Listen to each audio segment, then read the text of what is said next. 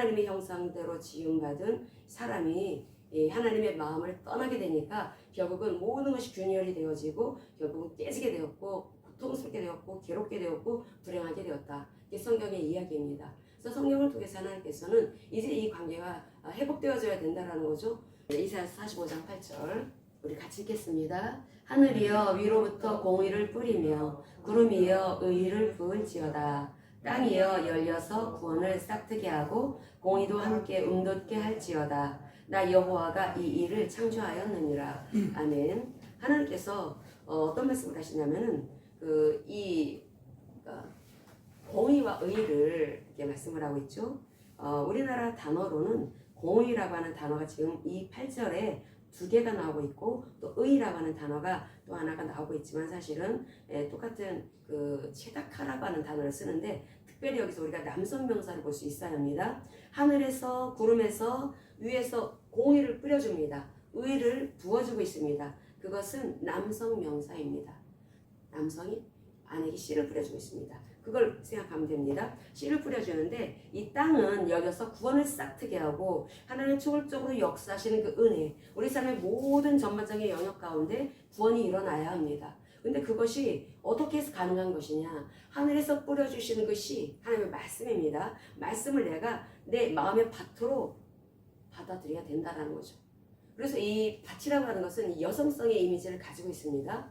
여성성의 이미지. 그래서 하나님은 이 교회, 또 교회 안의 성도들, 또 남자가 됐든 여자가 됐든 모두 여성성의 이미지로 우리를 이렇게 이해할 수 있게 하십니다. 그래서 여기에 공의도 함께 움돋게 할지어다. 여기서는 체다카입니다. 여기 위에 남성 명세, 위에서 뿌려주는 것은 체데카.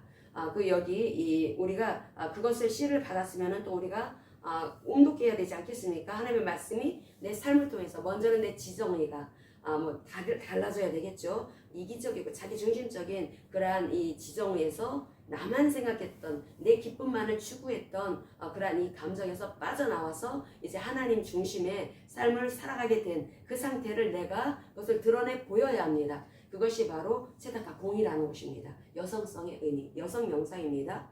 그러면 우리가 남성 명사인 하나님의 그 말씀의 공의를 받았을 때 우리 마음의 밭으로 그것을 아멘하고 흡수를 할 때 그것이 내 마음을 통해서 바깥으로 나타나게 됩니다. 열매로 드러나게 되죠. 열매로 드러난다라고 하는 것이 무엇일까요? 먼저 가정에서 발견할 수가 있습니다. 부부관계 속에서 발견할 수가 있습니다. 부부관계 속에서 관대해집니다. 상대의 예전에는 단점만 보면은 어쨌거나 단점만 발견되면은 그닥 속사포를 쏴댑니다. 그런데 그 하나님의 그 말씀으로 새로워진 이 자아는 새로운 피조물이 되었기 때문에 이제 그렇게 쪼잔하게 살지 않습니다. 하나님이 관대하시지 않고 우리 하나님의 이 사이즈는 우주보다 더 큰 사이즈이기 때문에 우리는 하나님을 본받는 사람들 아니겠습니까? 그렇기 때문에 우리가 쪼잔하게 그러는 것이 아니라 상대 단점을 가려준다라는 거죠. 사랑은 허물을 가려준다. 허다한 허물도 가려준다라고 말씀을 합니다. 그래서 이 허물을 가려주는 그러한 남편 또는 아내가 되는 것이 하나님의 그 말씀에 그대로 방어한 모습이라는 거죠. 그런데 이것이 굉장히 중요합니다. 우리가 새해 첫 벽두에 우리는 보통 그렇게 경제적인 축복을 있기를 원합니다. 여러분 건강의 축복을 받기를 원합니다. 여러분들 하고자 하는 그런 모든 일들 하나님 앞에 기도로 올려드렸던 그런 기도의 제목들이 다 성취되어지는 새해가 되기를 바랍니다. 라고 그렇게 주로 이렇게 선포하는 식으로 이렇게 출발을 했습니다. 그런데 그것보다 더 중요한 것이 있습니다. 그것보다 그렇게 우리가 정말 물질적인 눈으로 보여지는 이 세상에서 내가 원하는 그 물질의 돌파, 건강의 돌파, 어떤 이 모든 이 삶의 돌파가 일어날 수 있도록 하기 위해서 우리가 반드시 알아야 되는 것이 바로 지정의를 관리해야 되는 일입니다. 이 지정의 문제, 왜 하나님께서는 그 창세기에서부터 요한계시록까지 성경을 보면은 이렇게 부부간의 이야기로 계속해서 이 사랑의 이야기로 우리에게 우리의 마음이 활짝 열려서 하나님에 대해서 어떻게 생각해야 되는지에 대한 말씀을 주고 계실까? 우리 하나님께서는 우리를 그 아주 치밀한 교제 가운데 우리를 초청을 하십니다.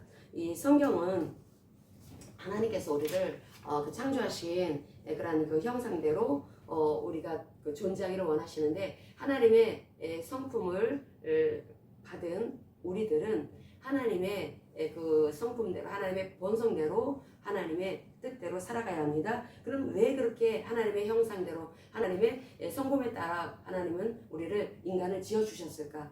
교제 때문에 그렇다라는 것입니다. 교제. 하나님 우리와 교제하시기 위해서 육을 가진 사람으로, 그러나 하나님의 형상을 닮은 사람으로 우리를 빚어주셨다라는 거죠.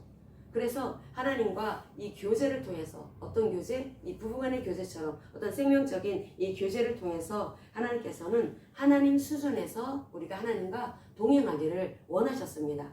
그런데 그것이 이 죄로 인해서 깨져버렸다라는 거죠. 죄로 인해서 깨졌는데, 죄로 인해서 깨진 그 모습이 우리의 지정의 의 속에 그대로 드러납니다. 우리의 생각, 우리의 감정, 우리의 의지, 우리 이 혼의 영역, 우리 마음이라고 불리는 이 지정의가 우리 살펴볼 필요가 있습니다. 이 지정의가 과연 나는 자기중심적으로 지금도 여전히 그렇게 살아가고 있는가? 아니면 나는 하나님 중심적으로 그렇게 바뀌어져서 계속 새롭게 달라지면서 변화되어지면서 살아가고 있는가? 우리는 그것을 늘 살펴볼 수 있어야 합니다. 내 이 생각과 감정과 의지, 과거에 우리가 예수님을 제대로 몰랐을 때, 예수 믿기 전에 또는 예수를 믿었다 하더라도 복음을 제대로 알지 못했을 때에는 우리의 이 생각은 상당히 교만했습니다. 교만하고 그리고 하나님이 없는 것처럼 살았다라는 거죠. 우리의 생각을 뒤져보면은 그 안에 그저 아주 사악한 상상, 아주 거기에 더러운 그런 그 부패한 마음, 그런 것들로 가득했었던 것을 볼 수가 있습니다. 그로 인해서 불안하고 두려워하고 그런 마음들이 올라왔다라는 거죠.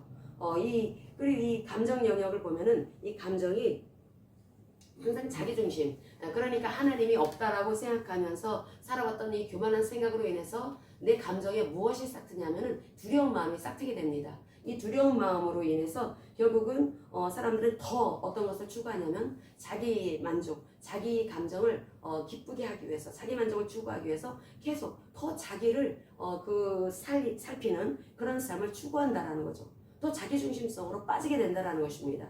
그리고 또 의지 부분에 보면은 그 의지도 자기가 원하는 거, 내 가족이 잘 되고, 내가 잘 되고, 내 자식들이 잘 되고, 항상 그 의지를 보면은 어떤 교회 중심, 하나님 중심이 아니라 자기 중심이고, 그리고 그 어떤 자기 자식 중심, 소원도 항상 자기 뜻을 주장하는 것으로 똘똘 뭉쳐져 있는 것을 볼 수가 있다라는 거죠. 그런데 이렇게 되면은 이렇게 지정의가 하나님이 역사실 수 없는 이렇게 그 라 상태다, 악의 상태다라고 성경은 말씀을 하고 있습니다. 이 악의 상태는 다른 것이 아니라 하나님이 개입하실 여지가 없다라는 거죠. 그래서 항상 이 자기중심성, 자기 생각, 자기 감정, 자기의 그 의지가 하나님을 떠나서 하나님의 말씀을 받은 언약 백성이라 하더라도 자기 중심으로 빠지게 되면은 사람은 항상 이 고정된 마음이 항상 자기 중심성, 거기로 벗어나지를 못합니다. 그러다 보니까 마음 안에 더 힘든 그런 마음들, 특별히 두려운 마음이 계속해서 올라오고 불안한 마음이 계속해서 올라온다라는 거죠. 우리가 이 마음속에 이 두려워하거나 불안한 마음이 올라오고 있다면 우리는 스스로를 점검할 수 있어야 합니다. 이제 우리가 그것을 아까 말기를 쫓아야지. 근데 그것은 마치 암 환자가 암의 그 근원을 완전히 도려내서 그렇게 수술해야 되는데 그렇지 않고 그냥 겉에 드러나는 그런 증세만 가지고 약을 먹고 마는 그런 경우나 마찬가지라는 것입니다. 이 두려워하고 이 불안한 그런 모습이 나온다면은 나의 어떤 이 생각과 감정과 의지에 혹시 이기적인 부분, 나만 살폈던 이 자기 중심적인 이 부분이 어떤 모습으로 드러나고 있었을까? 그거 꼭 살펴야 된다는 것입니다.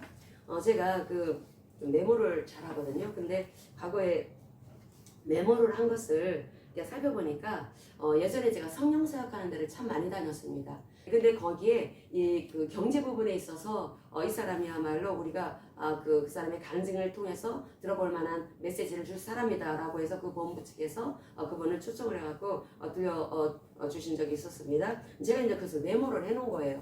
메모를 해놨는데 거기에 뭐라고 되어 있냐면 그 당시에 그분은 이름은 제가 기억을 못하겠는데 그 영국 최고의 30대였었는데 그 큰 성장을 이룬 경제적인 큰 축복을 입은 사람이었다라는 거죠. 근데 그 사람이 어떤 얘기를 했냐면 아무리 재능이 많고 아무리 능력이 뛰어나다 하더라도 세상에서 이 사람이 성공한다라고 보장이 안 된다는 것입니다. 아무리 재능이 있고 능력이 있다 하더라도 대부분의 사람들, 대다수의 사람들에게 인정받지 못한다면 이 사람은 성공할 수 없다 라고 하는 말을 했습니다. 그러니까 한 분야에 그 꼭지점을 찍었던 그 사람의 자기의 간증이죠. 그렇게 어떤 한 분야에 있어서 높이 올라가기 위해서는 소위 성공했다라고 하는 그 지점까지 올라가기 위해서는 능력만 있어서는 안 된다. 그 능력이라고 하는 것은 거의 자기가 볼 때는 한 7% 정도밖에 되지 않는다. 나머지 93%는 결국은 대인관계 속에서 일어나는 것이다. 대인관계 속에서 그 사람의 매너, 그 사람의 에티켓, 그 사람이 사람들을 대할 때 어떤 태도로 대하고 있는가, 그것이 이 사람이 그 분야에 있어서 성공하느냐 아니면 그렇지 않느냐 라고 하는데, 이걸 가르는 데 있어서 너무나 중요한 것이다, 요소다 라고 하는 말을 제가 딱 메모를 해놨습니다. 맞는 말씀입니다. 성경에서도 그렇게 말씀을 하고 있죠. 대인관계에 있어서 어떻게 하면은 그 하나님께서 기뻐 받으시는 그런 삶, 또 사람들과의 관계 속에서도 인정받는 그런 삶을 살아갈 수가 있을까? 그것을 하나님은 성경 처음에서부터 끝까지 그걸 알려주고 계신다라는 것입니다. 무엇을 통해서? 사랑 이야기를 통해서. 우리가 그런데 그렇게 살아오지를 못했습니다. 우리는 늘 교만했죠. 그런데 이 교만이라고 하는 것이 자기 생각이 옳다고 여기는 대로 살아간 것입니다. 그리고 성경 말씀도 하나님의 말씀을 제대로 알지 못하면은 자기가 알고 있는 것을 진짜 하나님의 말씀이다라고 착각을 하고, 그래서 그 말씀을 막 그냥 내립다, 막 밀어붙입니다. 그럼 가장 먼저는 가족들한테 밀어붙이죠. 이렇게 살아야 돼 하면서 밀어붙이고, 그리고 또 사람들한테도 그렇게 밀어붙입니다. 그렇게 되면은 그 교만이 그 사람의 영혼에 치명적인 그런 아픔을 준다라는 것입니다.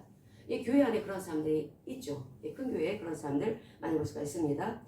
그래서 이 교만이라고 하는 것이 결국은 이 독성, 이 속에 영혼 속에 독을 덮어서 자라듯이 그렇게 만들어 놓는다라고 하는 거. 그러니까 하나님께서는 이 교만이 네 영혼 속에 그 어떤 짓을 벌이는지 너는 알아야 된다. 이 교만이라고 하는 것이 내 영혼을 아주 막 굉장히 고통스럽게 하고 심지어 멸망하게 할 수가 있다는 것입니다. 결국 악한 마귀가 사단이 어떻게 해서 그렇게 추락을 했습니까? 교만 때문에 추락한 것입니다. 그러면 우리가 이 교만이라고 하는 것을 어떻게 하면 이것을 제거할 수가 있을까? 그것은 다른 것이 아니라 겸손해야 된다. 겸손만이 이 독성을 제거하는 것이다. 그래서 하나님은 계속해서 겸손에 대한 말씀을 계속합니다. 우리가 알고 있죠. 겸손해야 된다라고 하는 거 알고 있습니다. 그런데 이 겸손이 어떻게 해서 겸손할 수가 있을까? 우리 세상에서 알려주는 그 겸손, 그거 갖고 되질 않습니다. 하나님께서 말씀하시는 이 겸손은 차원이 굉장히 깊고 높은 것이기 때문에 이 겸손이라고 하는 것은 우리가 그것을 알기 위해서 하나님 앞에, 하나님의 말씀 앞에 엎드리는 것인데, 하나님의 말씀도 제대로 알지 못하면은 내가 그 말씀을 교만하게 사용할 수도 있다는 거죠. 그래서 하나님은 이 겸손의 첫 단추가 내가 피조물 되는 것을 아는 것이다. 내가 하나님의 창조주 되심을 인정하고 나는 피조물이다 라고 하는 것을 인정을 하게 될 때 우리는 비로소 겸손할 수가 있다는 것입니다. 그러면 우리가 그걸 지식으로는 알고 있습니다. 지식으로 알고 있다고 해서 그렇게 겸손하게 살아집니까? 잘 되지 않습니다. 우리는 지금까지 교만하게 그렇게 자기 중심으로 늘 그렇게 살아왔었기 때문에 우리는 그 첫사람 아담의 DNA를 가지고 있어서 이렇게 훼손된 상태에 있죠. 그래서 이 지정이가 훼손된 상태에 있기 때문에 우리가 영적으로는 예수를 영접해서 다시 살아나고 영적인 생명을 가지고 있다 하더라도 이 훼손된 이 생각과 감정과 의지가 그동안에 내가 살아왔던 라이프 스타일이었습니다. 근데 이것이 어떻게 해야지 하나님이 기뻐 받으실 수 있는 겸손한 삶을 살아갈 수가 있느냐. 이것을 일일이 하나하나 내가 겸손해야지 몇 번을 할 수가 있습니다. 일상생활이라고 하는 것은 내가 하나님과의 관계 속에서 나오는 것이기 때문에, 그래서 이것을 우리가 말씀을 몇 개 안다고 해서 되는 것이 아니라는 거죠. 그래서 우리가 무엇을 알아야 되냐면 이 그리스도가 어떤 분이신지를 알아야 합니다. 그리스도가 왜 오셨는지, 우리가 겸손한 삶을 살아갈 수 있게 하는 것, 그걸 가능하게 하시는 것은 결국 우리가 그리스도가 필요하다라고 하는 것을 알려주고 있는 것입니다. 하나님 우리에게 너는 그래서 그리스도가 필요하다. 너들의 그 가정, 너들의 그 부부관계, 그러니까 부모와 자녀와의 관계, 또 우리가 세상에 살아가는 사람들과의 관계, 이런 관계 속에서 우리가 사람들한테 인정을 받지 못하고 있다. 사람들이 우리를 볼 때 보통은 우리가 그 93% 정도는 우리가 대인관계에 있어서 어떤 매너라든지 에티켓이라든지 어떤 이 예절 같은 것이 우리를 드러내는 데 있어서 사람들한테 마음을 오픈시키는 굉장히 중요한 도구가 된다라는 거죠. 근데 이것이 우리는 그리스도인으로서 어떤 가식적인 그런 것이 아니라 우러나오는 그런 사랑의 마음으로 그렇게 하기 위해서는 내 힘으로 할 수가 없다라는 것입니다. 그래서 우리에게 필요한 것은 그리스도다. 그래서 그리스도를 우리가 그 주인으로 왕으로 영접하는 것, 지식으로는 알고 있습니다. 근데 지식으로는 하나님의 그 말씀대로 살아낼 수가 없습니다. 우리가 그 지식을 가지고 있지 못했기 때문에 우리가 그 하나님의 그 말씀대로 살지를 못했던 것입니까? 그렇지 않습니다. 하나님은 우리에게 요구하시는 것이 뭐냐면 지식으로 알고 있는 것이 아니라 너희들은 생명관계로 하나님과 부부관계가 되어서 그리스도 안에 있어야 한다라는 말씀을 하고 있다는 거죠. 우리는 못할 거 아십니다. 하나님께서. 나의 생각과 감정과 의지가 얼마나 이 자기중심적인지, 이 자기중심적인 내가 그동안에 살아왔던 삶의 스타일이 얼마나 고정관념화되어 있고 내 생각에 쩌들어 있는지, 그런데 이것을 나의 일생생활 속에서 풀어내기 위해서는 하나님께서는 그리스도가 필요하다. 그래서 하나님께서는 우리와 관계 속에서 우리를 하나님과 우리와의 관계가 그리스도는 예수 그리스도는 신랑이시고 우리는 신부다. 그래서 신랑과 신부와의 관계로 이 우리의 신앙의 삶이 풀어나지도록 하나님 우리에게 요구하고 계신다라는 것입니다. 하나님은 우리가 하나님과의 관계가 사랑의 관계를 통해서 하나님의 말씀을 풀어내는 삶을 살기를 원하신다라는 거죠. 사랑이면 할 수 있다라는 것입니다. 사랑의 관계면 할 수 있다라는 거죠. 연인이 서로 막 서로 너무나 사랑할 때 가리고 쓰기고 다 빼줄 것 같이 자기는 쓸 돈도 없으면서 상대한테 막 없는 돈 있는 돈 다 퍼부어서 상대에 막 명품 옷도 사주고 막 그런다고 하더라고요. 그렇게 하는 그것은 희생적인 그런 마음이 어떻게 나왔을까? 그것은 사랑하니까 그런 것입니다. 근데 하나님께서는 이 사랑이라고 하는 것의 이 속성을 알으라고 말씀을 하십니다. 이 사랑이라고 하는 것은 십자가에서 그 사랑이 발견되어져야 된다. 예수님께서 우리를 대속해 주신 그 사랑은 우리가 이 세상에서 그 어떤 사랑으로도 우리 상상할 수가 없는 너무나 놀라운 사랑이라는 것입니다. 이 사랑을 이 십자가에 예수님이 우리에게 베풀어 주신 사랑을 통해서 이 사랑을 우리가 통해서 우리 하나님의 사랑을 발견을 하고 그 사랑을 통해서 우리의 이 지정의가 녹아져야지 우리는 비로소 그리스도 안에서 진짜 찐 사랑, 하나님이 우리에게 요구하시는 허물도 덮어주는 그런 사랑을 할 수가 있게 되는 것입니다. 이 찐 사랑을 해야 합니다. 이제 우리가 이제 새해 벽도에 그 하나님께서는 우리 잘 되기를 원하시죠. 영혼이 잘 되고 범사가 잘 되고 강롭게 되는 것, 하나님의 영적인 법칙이고 우리에게 요구하시는 것도 사실은 우리 원하시는 것도 우리가 세상에서 잘 되는 거 원하십니다. 근데 먼저 하나님이 요구하시는 것이 있는데 그게 바로 영혼이 잘 되어지는 것입니다. 근데 영혼이 무엇입니까? 우리가 쉽게 이해할 수 있는 것이 나의 생각, 감정, 의지입니다. 나의 생각과 감정과 의지가 어떤 상태에 있는가? 내 이 감정과 이 생각과 이 의지가 여전히 나는 세상을 떠돌아다니고 있는가? 그렇게 여전히 나는 하나님과 전혀 상관없는 그런 마음으로 살아가고 있는가? 일상생활을 말하는 것입니다. 일상생활 속에서 나는 과연 하나님을 계속 의식하면서 그렇게 생각을 하고 하나님을 계속 의식하면서 그렇게 감정을 품고 하나님을 기뻐하고 살아가고 상황과 전혀 상관없이 그 하나님의 말씀을 의지적으로 실천하는 삶을 살아가려고 하고 있는가? 우리가 사실 거기에 있어서는 참 약합니다. 우리 큐티하는 것도 그렇고 자기 점검을 하는 것도 사실은 그 지정의 관리를 하기 위해서 그러는 것입니다. 우리가 큐티를 왜 합니까? 그 일상생활 속에서 내 마음을 하나님의 말씀으로 계속 변화시켜 나가기 위해서 우리가 큐티도 하는 것이고 말씀을 묵상하는 것입니다. 근데 이게 우리가 어디부터 우리가 첫 단추를 껴야 하냐면 하나님께서 십자가에서 베풀어 주신 그 찐 사랑부터 우리가 그 첫 단추를 껴야 합니다. 정말 중요한 것은 그 십자가에서 속량해 주신 그 사랑으로 인해서 우리가 하나님과 연합되어졌다라는 거죠. 우리 그리스도와 연합되어진 사람들입니다. 우리 그 부부관계를 생각하라고 그랬죠. 그리스도가 신랑으로서 우리는 신부입니다. 신부인데 신랑과 신부와의 관계 속에서 연합이죠. 연합을 통해서 하나님은 애기들이 태어나기를 원하십니다. 그게 무엇일까요? 씨가 열매로 맺어지는 것을 원하신다는 거죠. 하나님은 우리에게 말씀의 씨앗을 부어주십니다. 그럼 말씀을 우리가 우리 그 우리가 잉태합니다. 말씀을 가지고 내 이 마음의 밭에 그것을 뿌림을 받습니다. 그 말씀이 그 내 안에 떨어졌을 때 그러면 이 내 마음의 밭에서 갑자기 바뀌어져서 그렇게 달라진 모습을 보기가 쉽지가 않죠. 그런 사람들도 있습니다. 금방 하나님의 은혜가 있어가지고 그닥 달라진 사람들도 있죠. 근데 보통은 이 마음의 밭에서 자라는 시간이 있어야 된다는 것입니다. 이 자라고 이제 자라는 과정 속에서 자기 부인이 있다라는 거죠. 자기 부인.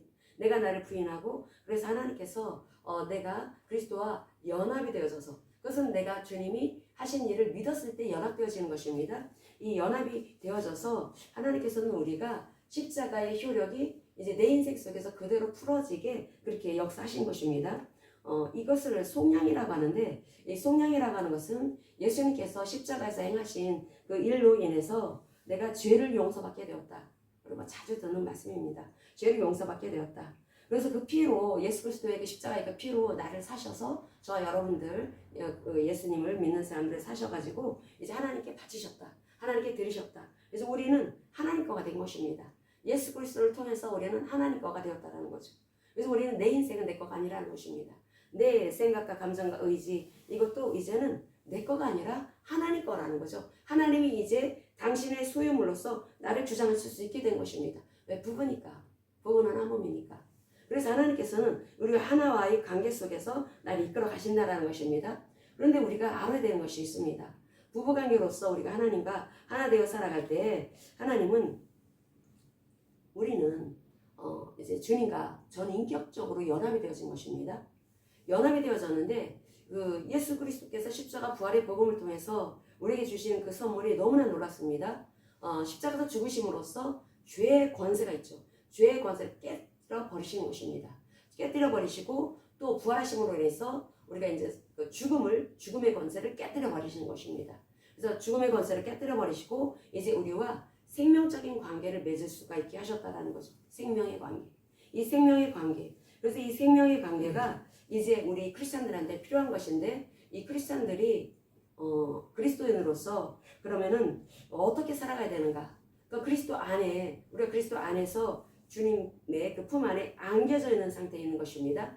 안겨져 있는 것은 마치 교용 관계처럼 하나님과 그렇게 안겨져 있는 상태가 된 것인지 마치 이렇게 초야를 치룬 신부처럼 그렇게 우리는 주님과 이렇게 하나로 이렇게 안겨져 있다라는 거죠. 우리가 그 솔로몬의 이 아가서도 그렇고 시편의 45편도 그렇고 이렇게 보면은 그 이 아가서가 그 하나님과 우리의 관계를 비유적으로 말씀하는 데 있어서 굉장히 귀한 소중한 책이고 그래서 거룩한 책 중에 가장 거룩한 책이다라고 이렇게 말을 하고 있습니다. 그런데 그 중에 또 시편이 있는데 이 시편의 45편도 왕의 축가라고 해서 이것도 시편에는 아가서다라고 이렇게 말을 하고 있습니다. 시편의 아가서도 어떻게 그 말씀을 하고 있는지 우리 그 부분 잘 읽겠습니다. 시편 45편 4절 있습니다. 왕은 진리와 온유와 공의를 위하여 왕의 위엄을 세우시고 병거에 오르소서. 왕의 오른손이 왕에게 놀라운 일을 가르치리이다. 아멘. 그래서 진리는 에메트를 말하는 것입니다. 에메트, 하나님의 진리의 말씀, 경고한 하나님의 말씀, 하나님의 뜻을 이렇게 말하고 있죠. 왕은 진리와 이 진리, 그 온유는 그 온순한 것을 말합니다. 온순한 것. 여러분 사람 온순해야 돼요. 하나님께서 온유해야 된다라고 요구하시죠. 우리가 유순한 거, 하나님 우리에게 요구하시는 성품이 있습니다. 순한 삶입니다. 순한 삶. 순한 사람들 있죠. 온화하고 온순하고 유순하고 이 순한 사람은 사람들이 마음을 엽니다. 사람이 순한 사람이 있으면은 이상하게 그 사람 앞에 가면은 마음이 열립니다. 그러니까 하나님이 요구하시는 삶은 우리가 온순한 삶을 살아가라는 것입니다. 예수님이 2000년 전에 이 땅에 오셨을 때 예수님의 모습을 온순하셨다라고 말씀을 합니다. 온순하신 예수님. 물론 잘못된 것을 보셨을 때는 크게 혼을 내시기도 했지만 바리새인들이라든지 성전에서 장사하는 사람들이라든지 그럴 때는 그 하나님의 의분을 표출하셨습니다. 그런데 우리 예수님은 굉장히 온유하신 분이셨습니다. 굉장히 온화하신 분이었고 온순하신 아주 순하신 분이셨습니다. 그리고 또 그 공의로운 삶, 의로운 삶을 살아가야 되는데 그 왕이 그렇게 바로 신랑을 말씀하고 있는 것입니다. 그 진리와 온유와 공의를 위해서 왕의 위엄을 세우신다라는 말씀을 하고 있습니다. 그런데 우리는 왕과 왕비와의 관계입니다. 그 왕비로서 우리도 그렇게 살아가야 된다라는 거죠. 우리도 그렇게 술라미 여인과 솔로몬의 그 관계처럼 우리는 그렇게 그리스도의 신부로서 그 하나님의 성품을 따라서 살아가야 된다라는 것입니다. 성품을 따라서 살아가는 것이 그것이 에베소서 5장 1절을 보겠습니다. 에베소서 5장 1절. 그러므로 사랑을 받는 자녀같이 너희는 하나님을 본받는 자가 되고 그리스도께서 너희를 사랑하신 것 같이 너희도 사랑 가운데서 행하라. 그는 우리를 위하여 자신을 버리사 향기로운 제물과 희생제물로 하나님께 드리셨느니라. 아멘. 우리를 어떤 사람들 가운데서 가장 괜찮은 사람을 본받으라고 하는 것이 아니라 하나님은 우리에게 하나님을 본받으라라고 요구하고 있습니다. 그런데 그렇게 본받으라고 이렇게 말씀을 하실 때 우리는 그렇게 본받을 수 있는 하나님과 결혼 관계는 부부라는 거죠. 우리 주님의 신부라는 거죠. 우리가 아가서로 다시 가겠습니다. 아가서 말씀, 아가서 4장 7절에서부터 9절까지 읽겠습니다. 나의 사랑 너는 어여쁘고 아무 흠이 없구나. 내 신부야 너는 레바논에서부터 나와 함께하고 레바논에서부터 나와 함께 가자. 아마나와 스닐과 헤르몬 꼭대기에서 사자굴과 표범살에서 내려오너라. 내 누이 내 신부야 네가 내 마음을 빼앗았구나. 내 눈으로 한번 보는 것과 네 목에 구슬한 깨미로 내 마음을 빼앗았구나. 아멘. 우리 지난번에 살폈지만은 이 말씀, 이 아가서 이 4장의 이 말씀은 솔로몬의 결혼식을 마치고 술라미 여인에게 이제 완전한 이 결합을 이루는 이 추야에 비로소 술라미 여인한테 신부라고 부르고 있습니다. 신부라고 하는 것은 첫날 밤을 치르는 그러한 사람에게 그 아내에게 신부라고 부른다라는 거죠. 근데 이게 굉장히 깊은 메시지가 있는 것입니다. 우리가 그리스도와 전인격적으로 연합이 되어진 다음에야 그리스도의 신부가 된다라는 것입니다. 이제 예수님께서는 곧 재림하실 예수님, 심판하러 오실 그 예수님은 신부 찾으러 오신다고 했죠. 그러면 교회 다닌다고 다 신부입니까? 그게 아니라는 것입니다. 신부는 추야를 치른 사람을 솔로몬 왕이 추야를 치른 이 술라미 여인을 신부라고 부른 것처럼 우리도 그리스도와 전인격적으로 연합이 되어져야 비로소 신부가 된다는 것입니다. 그것이 무엇입니까? 이 지정의 관리가 그렇게 중요하다는 것입니다. 우리가 이 지정의 관리를 제대로 못하게 되면은 우리는 하나님을 이용하면서 얼마든지 그 말씀을 가지고 삶의 돌파 이루어가기 위해서 새로운 비전을 그렇게 달아 빠지도록 그렇게 열심히 선포했던 어떤 한 분 얘기를 예전에 드린 적 있지 않습니까? 전혀 바뀌지가 않았습니다. 지정이가. 그런데도 계속 그 말씀이 자기 삶에서 꼭 필요한 이 물질 문제 돌파가 이루어지도록 하기 위해서 얼마나 너덜너덜 달아질 정도로 그렇게 그분이 가지고 다니고 선포했었습니다. 근데 이 하나님께서는 이 신부는 하나님의 그 말씀과 내 이 마음이 이 지정이가 하나가 되어져야 된다. 하나님의 말씀이 다 씨라고 했죠. 씨. 계속 그 남자와 여자의 관계를 생각하라고 했습니다. 부부와의 관계. 하나님의 말씀이 우리에게 뿌려진 것이다. 의의 말씀입니다. 체데카. 근데 그것이 나한테 들어왔으면 이것이 열매로 맺혀져 생산해야 되지 않겠습니까? 신랑 되신 주님 우리에게 씨를 뿌려주셨으면 우리가 그 신부로서 생산을 해야 된다는 것입니다. 어떤 생산? 말씀이 열매로 맺혀지게 되는 그런 그 생산을 우리가 해야 된다는 거죠. 그럼 우리의 마음이 달라져야 된다는 것입니다. 그러면 우리는 신부로서 그럼 어떤 신부가 되어야 되는가?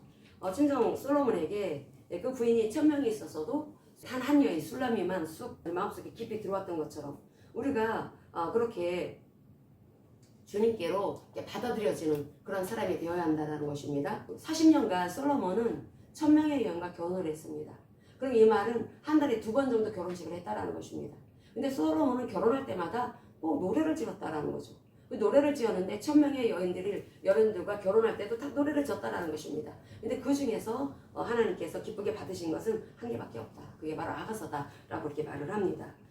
우리는 그 하나님을 어떻게 사랑해야 되는가? 솔로몬이 술라미 여인을 사랑했던 것처럼 술라미 여인이 못났지만은 솔로몬을 얼마나 사랑했습니까? 우리가 비록 내세울 거 하나 없더라도 우리 하나님을 그렇게 사랑해야 합니다. 하나님을 사랑하기 위해서는 항상 태클 거는 요소가 바로 자기 자아라고 했습니다. 자아.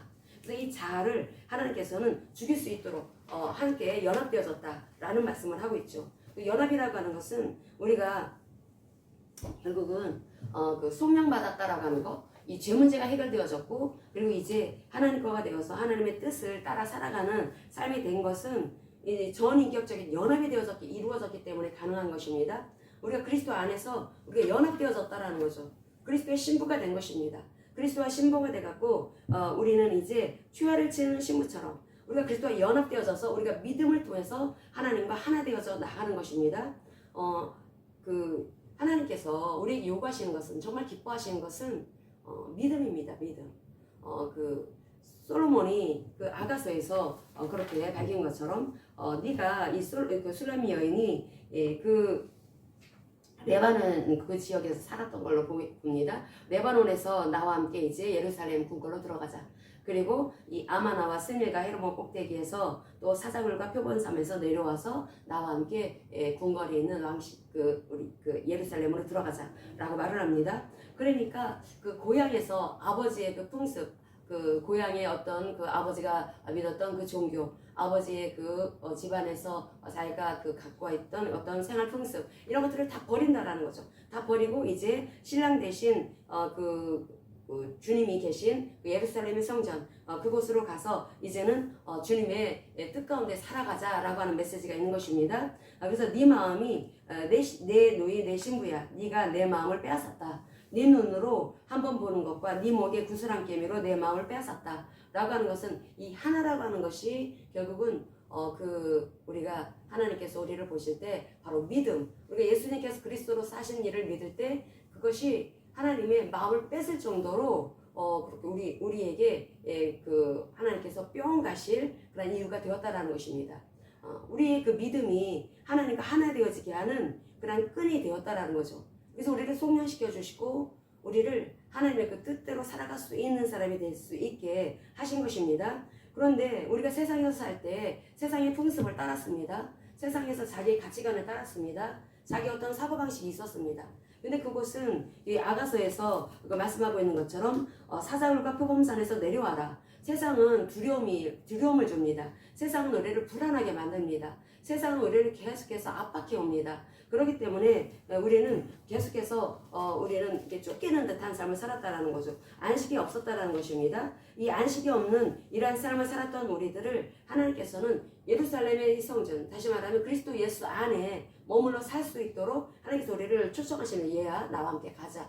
그리스도 안에서 살자 라고 하는 말씀을 하고 있습니다. 그래서 우리가 사는 장소가 어디냐면 그리스도 예수 안이라는 것입니다.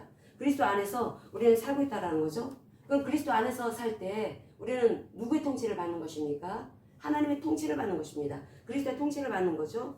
그리스도의 통치를 받는다라고 하는 것은 이제 하나님과 연합되었기 때문에, 그리스도와 연합이 되어졌기 때문에 하나님의 말씀을 따르는 삶을 살 수가 있게 된 것입니다. 그래서 내 생각과 내 감정과 내 의지가 이제는 이제 추악한 속셈, 우리 그 마음에, 우리가 예수를 믿는다 하더라도 마음속에 하나님을 사랑하는 것이 아니라 하나님을 이용하려고 하는 것은 없는가 한번 살펴봐야 합니다. 이용하려고 그래갖고 오래 사는 거, 장수를 구하고 성공을 구하고 출세를 구하고 어떤 건강을 구하고 재물을 얻는 일에 그 전능하신 하나님 얼마나 유용합니까? 그러니까 전능하신 하나님을 사용합니다. 활용합니다. 말씀을 막 활용합니다. 그런데 하나님 그냥 이용당해 주십니다. 이용당해 주시는데, 그런데 하나님께서는 우리가 이 아기 상태, 갓난 아기 상태에서 그냥 머물러 있기를 원하시지 않으십니다. 자라기를 원하신다라는 거죠. 이 갓난이 상태는 위험합니다. 우리 지모시랑 가까운 이때 갓난이 상태에 있는 영적 수준이 낮은 단계면 다 배신합니다. 그렇기 때문에 하나님께서는 그 사람이 계속해서 바뀌어져서 속에는 취약한 속셈이 있고 하나님을 이용하고 하나님의 그 전능하신 하나님을 계속 사용하려고 이용하려고 그렇게 이기적인 그런 마음이 있다 하더라도 하나님께서는 어떤 삶의 어려움을 통해서 계속 그 사람을 다뤄 나가신다라는 거죠. 우리가 알아야 되는 것은 빨리 내가 신부다라고 하는 것을 알고 신부의 영성으로 회복되어져서 하나님과 하나 되어지고 하나님이 기뻐하시는 신부의 영성으로 나아가는 것, 이것이 우리가 꼭 해야 된다는 거죠. 이것이 그냥 억지로 하는 것이 아니라 사랑하기 때문에 그 일을 해야 된다는 것입니다. 하나님은 우리와 관계를 맺으실 때 우리는 하나님과의 관계 속에서 그분은 우리의 주가 되어 주십니다. 우리의 주인이라는 거죠. 우리는 종의 관계입니다. 우리는 둘로씁니다. 하나님이 하라는 대로 우리는 살아가야 될 종의 관계에 있습니다. 근데 종의 관계지만 그런데 우리는 부부와의 관계 속에 있다라고 말씀을 하시죠. 부부와의 관계, 하나님과 하나 되어진 관계 속에 있기 때문에 우리는 하나님의 그 뜻을 항상 살피면서 내 생각과 감정과 의지를 항상 낱낱이 하나하나 그리스도를 향해야 되는 것입니다. 내 주인은 내가 이렇게 생각하는 것을 원하실까? 내 주인은 내가 이런 감정을 먹는 것을 좋아하실까? 항상 살펴야 합니다. 하나하나 살펴야 합니다. 근데 그렇게 하는 것이 결국은 우리를 위하는 것이다 라는 말씀을 합니다. 이게 율법적으로 들려지면 안 됩니다. 이렇게 하는 것이 결국은 너희들이 영혼이 살리는 길이고 너희들이 하나님을 더 깊이 만날 수 있는 첩경이다 라고 하는 말씀을 하고 있다는 것입니다. 이것이 결국은 우리에게 우리 이 오감을 통해서 세상을 접하게 되는데 내 지정의 관리를 하게 되면은 이 오감이 이제 내 안에 이 지정의 편을 들면서 내 안에 신랑 되신 주님께 계속 마음을 쏟게 그렇게 이끌어갑니다. 그래서 내 생각과 내 감정과 내 의지가 계속 사랑하는 주님께 어떻게 하면 하나님을 더 잘 대해 드릴 수가 있을까? 서로 막 사랑하고 막 그러면 막 아주 옆에서 보면 낯간지러울 정도로 막 위해주고 막 그러지 않습니까? 아내는 남편을, 남편은 아내를. 근데 우리가 주님과 부부관계에 있기 때문에 우리가 내 생각과 감정과 의지를 주님께 어떻게 하면 내 이 생각을 하나님을 위하는 생각을 할 수가 있을까? 어떻게 하면은 내 이 감정을 어떻게 하는 것이 하나님을 위하는 감정일까? 이런 생각을 하게 된다는 것입니다. 아주 자연스럽게.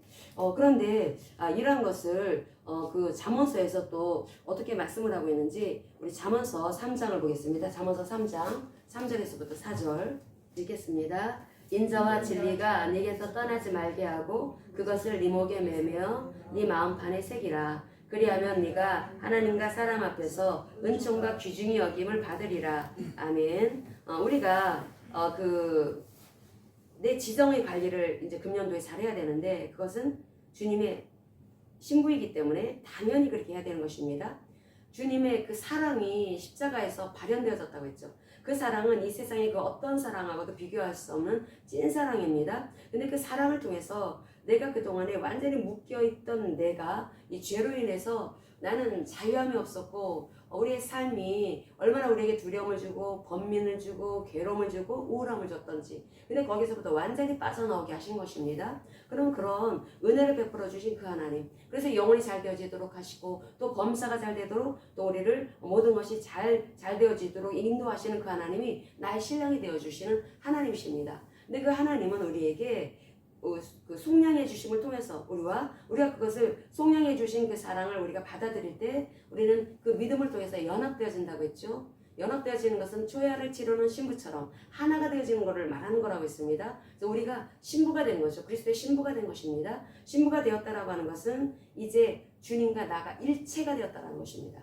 주님의 생각이 내 생각, 주님의 감정이 내 감정, 주님의 의지가 내 의지가 되어야 된다라는 거죠. 이게 당장이 되지 않는다라고 했죠. 그래서 우리는 계속해서 그리스도 안에서 그분을 높이는 삶을 살아가야 합니다. 그분의 주권을 인정하는 삶을 살아가야 합니다.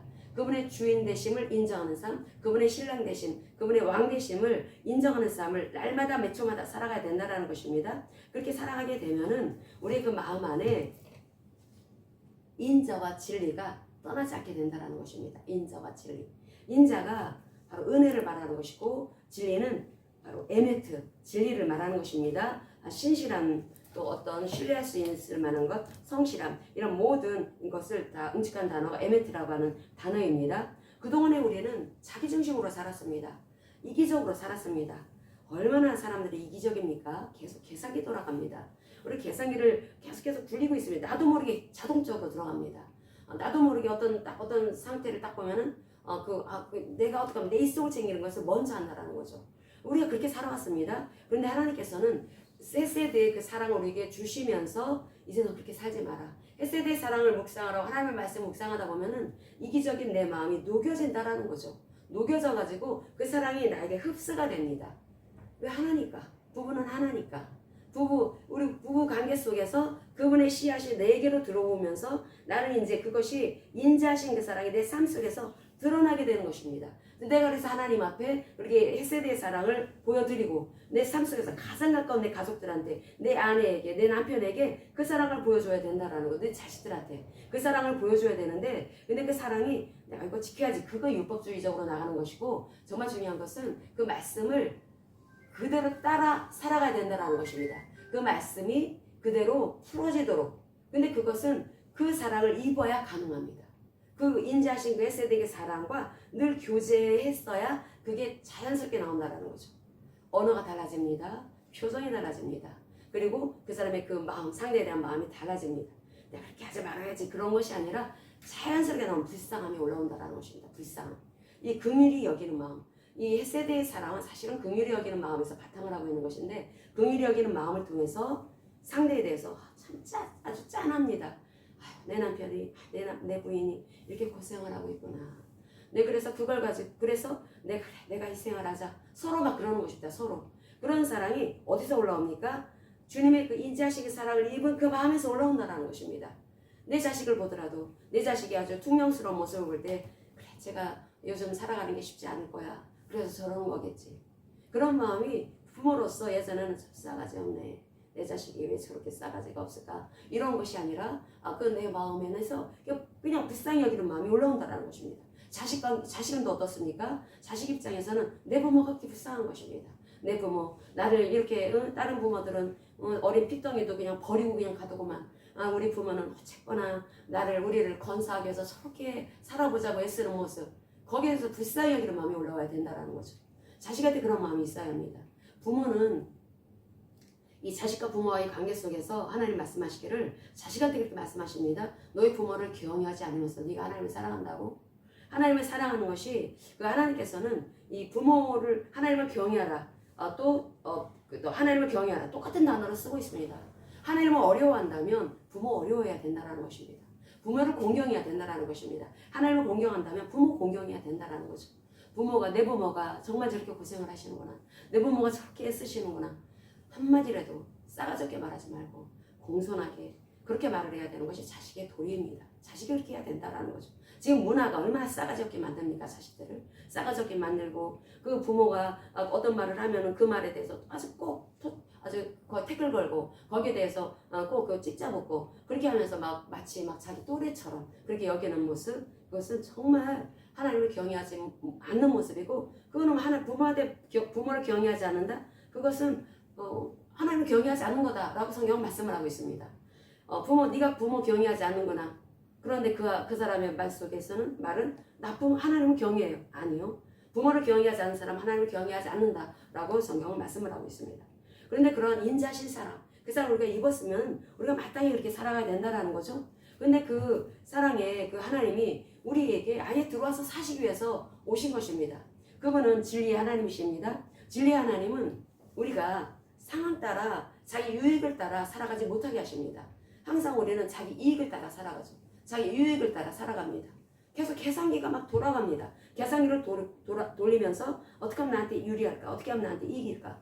계속 그렇게 생각을 합니다. 근데 하나님께서는 그렇게 살아가면 안 된다. 진리 따라 살아가라 라고 말씀을 하시죠. 그 하나님이 우리 이 땅에, 예수님이 이 땅에 오셨습니다. 우리 요한복음 1장을 보겠습니다. 요한복음 1장 14절, 말씀이 육신이 되어 우리 가운데 거하심에 우리가 그의 영광을 보니 아버지의 독생자의 영광이요 은혜와 진리가 충만하더라. 아멘. 이 은혜와 진리가 아까 우리가 잠언서 3장에서 읽은 인자와 진리를 말하는 것입니다. 인자와 진리. 이 인자와 진리가 있어야 된다라는 거죠. 우리가 결혼관계를 통해서, 그리스도와의 결혼관계를 통해서, 연합관계를 통해서 이제 그렇게 살아갈 수가 있게 되었다라는 것입니다. 그러니까 하나님 불쌍히 여기는 마음으로 품어줄 수가 있고, 그리고 내 이익을 따라서 계산기 돌리는 것이 아니라 그저 나는 비록 희생된다 할지라도, 나는 비록 손해본다 할지라도 사람을 품어준다, 그 사람을 살려주려고 한다라는 거죠. 그게 바로 하나님 우리에게 요구하시는 사랑인 것입니다. 그 사랑인데, 그런데 그것을 그 은혜와 진리가 충만하신 그 하나님, 이 땅에 오신 예수 그리스도가 바로 그 은혜를, 그 진리를 보여주셨다. 그래서 우리가 예수님을 나의 구세주로, 나의 왕으로 영접을 하게 되면 그분은 내 안에 들어오셔서 함께 살게 되시는 것이고, 그러면 우리는 그분과 연합되어졌기 때문에 부부니까, 그러면 그러니까 그분은 내가 그렇게 살아갈 수가 있다. 성도들이 그렇게 살아갈 수가 있다. 그게 그리스도의 신부로서의 마땅한 모습이다. 라고 하는 말씀을 하고 있습니다. 우리 그 하나님께서 그런데 이렇게 살아가게 되면은 우리 삶에 놀라운 하나님의 은혜가 입혀지게 된다는 거죠. 이 그리스도가 내 안에 계시고 있습니다. 예수 그리스도께서 내 안에 아예 신랑으로 살고 계십니다. 살고 계시는데 내가 그분을 모시고 그리스도를 모시고 있습니다. 근데 그분이 누굽니까? 이 우주 만물을 창조하신 창조주이시고 그리고 이 살아있는 생명체가 살아 움직이게 하는 그 생명을 주시는 그 본질 되신 하나님이십니다. 그 생명의 그 본질을 갖고 계신 그리스도 그분이 내 안에 오셨다는 거죠. 그래서 그분이 나에게 삶의 목적을 계속해서 알려주십니다. 내가 왜 살아야 될까? 내 인생을 어떻게 살아가야 될까? 우리 주님이 말씀이 실제 진리라고 하는 것을 알려주시기 위해서 우리에게 그 성경 말씀을 주신 것입니다. 우리 주님과 우리가 부부관계를 통해서 우리 하나님의 말씀이 실제라고 하는 것, 실체라고 하는 것을 알려주는 데 있어서 우리의 책임은 너무나 막중합니다. 그러기 위해서 우리는 먼저 지정의 관리를 해야 되고 영혼이 잘 되어졌을 때 하나님께서는 범사가 잘 되고 강건케 되는 놀라운 역사가 일어날 수 있도록 그 사람을 축복해 주신다라는 것입니다. 그 축복이라고 하는 것은 하나님 우리에게 원하시는 삶이고 하나님 우리가 축복의 삶을 살기를 너무나 원하십니다. 그 복된 삶을 살기를 원하시는데 그런데 우리가 알아야 되는 것은 그 축복이라고 하는 것은 내 이 지정의 관리가 안 된 상태에서는 안 온다라는 거죠. 지정의 상태가 관리가 되어져야 된다는 것입니다. 지정의 상태가 계속 지정의가 주님의 그 말씀으로 바뀌어져야 되는 것이고 그렇게 하기 위해서 우리가 해야 되는 일은 항상 나는 죽었다. 나는 십자가에서 죽었다. 라고 하는 것을 항상 유념을 하고 십자가로 가져가야 된다는 거죠. 우리 이 죄 문제가 얼마나 끔찍한 것이냐면은 이 지정의 관리를 우리가 제대로 못하니까 하나님은 이것을 우리가 어떻게 해야지 제대로 살아갈 수가 있을까? 아예 들어와서 사시면서 훈련받게 하셨다는 것입니다. 우리 이 죄 문제, 자기중심적이고 이기적인 이 죄된 본성은 다시 훈련받아야 될 일들입니다. 훈련받는데 과거 이스라엘 백성들이 말씀을 통해 언약의 말씀을 통해서 훈련을 받았다면 실패했죠. 근데 우리는 아예 그분이 우리 안에 들어오셔서 우리가 그렇게 살아갈 수 있도록 해주셨습니다. 그렇기 때문에 우리는 그분과 완전히 한몸된 그런 삶을 살아갈 수가 있는 신부된 크리스천들이고 이런 사람들이 결국 이 세상의 이 마지막 때에 하나님의 말씀이 실제라고 하는 것을 세상에 알리는 데 있어서 굉장히 큰 역할을 할 사람들이다 라고 하는 것을 하나님은 우리에게 많은 그런 하나님의 사람들을 통해서 들려주고 계십니다. 2026년도에 어마어마한 일들이 일어난다고 하죠. 물론 이 세계적으로 이제 주님 오실 날이 가까운 그런 굉장히 힘들고 고통스러운 일들이 일어난다 하더라도 동시적으로 하나님의 백성들을 통해서 하나님이 기가 막힌 일들을 행하신다는 것입니다. 근데 누구를 통해서 일하실까? 신부를 통해서 일하시는 것입니다. 신부. 한몸된 사람들, 주님과 한몸된 사람들, 그렇게 연합된 사람들을 통해서 하나님은 하나님이 과연 우리를 창조하신 하나님이시고 우리를 구원하신 구원자 되신 하나님이시라고 하는 것을 하나님은 보이시기를 원하신다라는 거죠.